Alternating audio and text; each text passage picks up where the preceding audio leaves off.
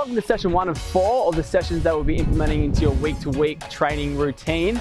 This one is speed. That's our focus. We wanted to improve your high-end speed, become as efficient as possible, increase your cadence, get accustomed to running at the top end of your ability.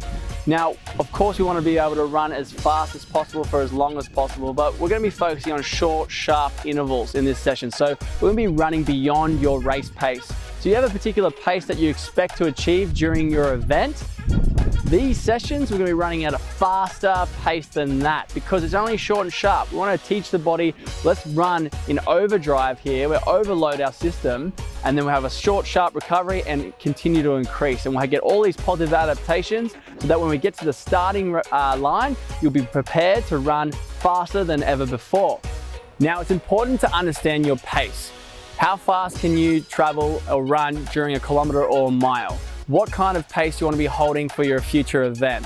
Now, if you don't have any data to go off from previous races to see what time you had and what pace you held, then I encourage you to test yourself with a 5 or 10K time trial.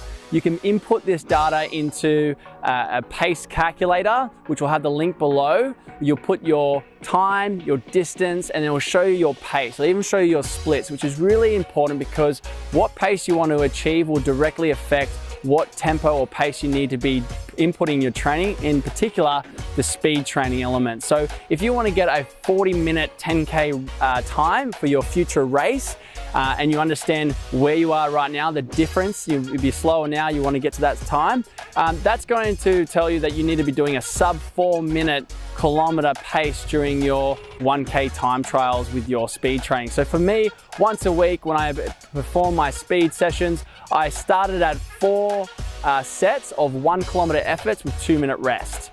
Now those 1 kilometer efforts, I was going for sub 4 minutes. I was able to hold sub 4 minutes with a 2 minutes recovery. I was building my endurance at that speed. I was really training my anaerobic threshold. So able to push that threshold further and further so I could actually perform faster for longer.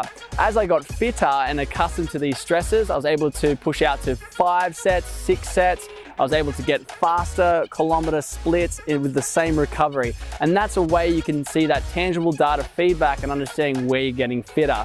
So whether you've got some wearable technology like a watch, where you just got a simple stopwatch that can track you from GPS, I just use a simple field like so. I measured how far is a kilometer, I race that, I recover, I repeat, I go week in, week out, and you'll see the performance difference. So try to find somewhere that's smooth and flat and keep your training consistent. Don't burn yourself out too much where you need more than 2 minutes. So that's where some people, besides having a pace as an indicator of how fast you should be going, also as your body. It's going to be initially hard, and even as you get fitter, it still gets harder because you can put more intensity.